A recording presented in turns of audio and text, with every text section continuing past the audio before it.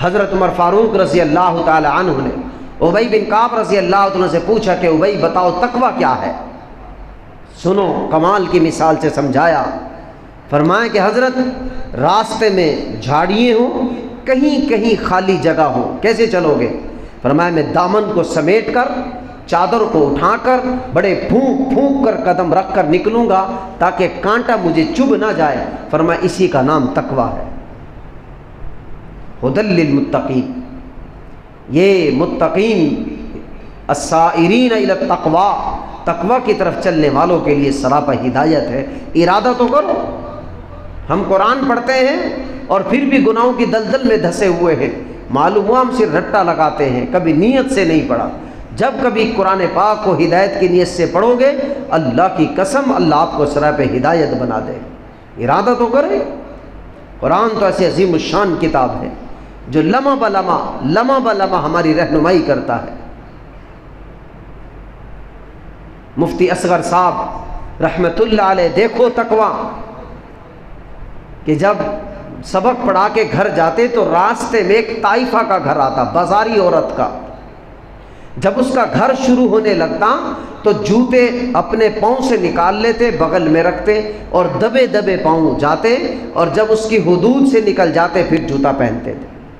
کسی نے کہا حضرت مفتی صاحب یہ کیا کرتے ہیں آپ؟ فرمانے لگے کہ جب میں جوتا پہن کر اگر اس کے گھر کے آگے سے جاؤں گا تو جوتے کی کھس کے ساتھ اس کے کانوں میں پہنچے گی اور وہ یہ سمجھے گی میرا گاہک آیا ہے، اور میں آگے سے گزر جاؤں گا اس کو تکلیف ہوگی۔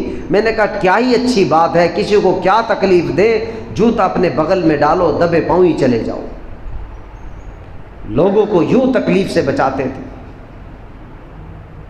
یوں تکلیف سے لوگوں کو بچاتے، پھر ان کو دیکھتے لوگ ایمان سے منور ہو جاتے۔ عامر بن طفیل الدوسی عرب قبیلے کا ایک بڑا سردار تھا، یعنی مکہ سے باہر کا تھا۔ جب مکہ میں آیا تو لوگوں نے کہا یہاں ایک نبی آیا ہوا ہے، اپنے آپ کو نبی کہتا ہے، محمد بن عبداللہ یتیم کا بیٹا ہے اور باتیں بڑی عجیب و غریب کرتا ہے، لہٰذا تم کانوں میں روئی ڈال لو تاکہ اس کی بات نہ سنو۔ عامر بن طفیل دوسی نے کیا، گئے، حضور علیہ السلام اس وقت قرآن پڑھ رہے تھے۔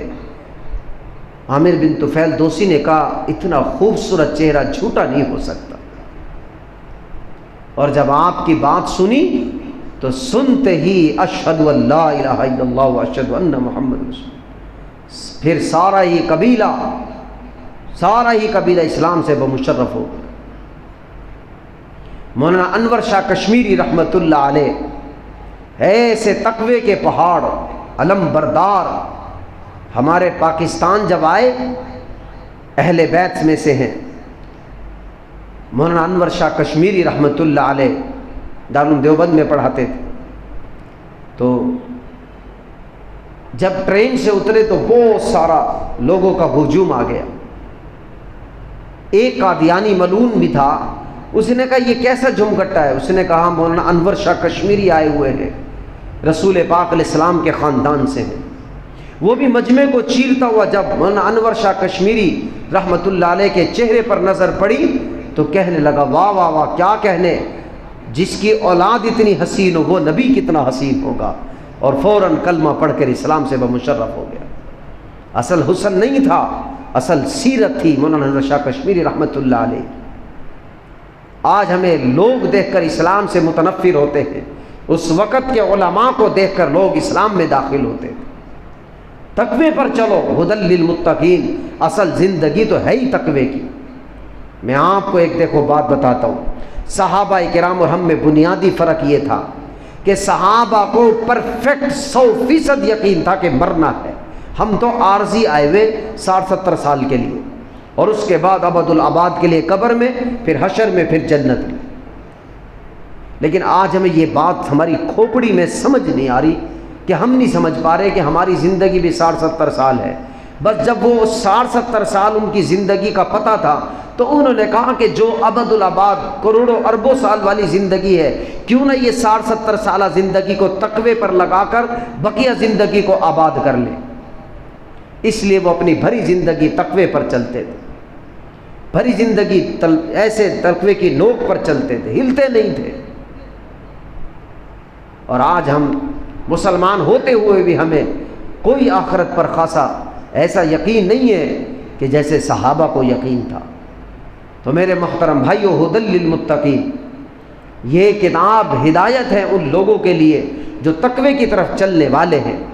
جب ہم تقوی کی طرف چلیں گے، یہ قرآن پاک کی ایک ایک آیت، ایک ایک رکوع، ایک ایک سورت ہمارے لیے ہدایت کا سبب بنے گی اور ہم ہادی مہدی بنے گے۔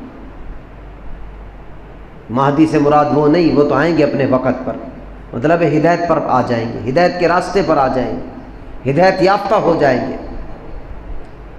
تو میرے محترم بھائیوں، اللہ سبحانہ و تعالیٰ پہلی آیت کا اختتام جو کر رہے ہیں ھدی للمتقین، یہ ہدایت ہے ان لوگوں کے لیے جو تقوی کی طرف چلنے والے ہیں۔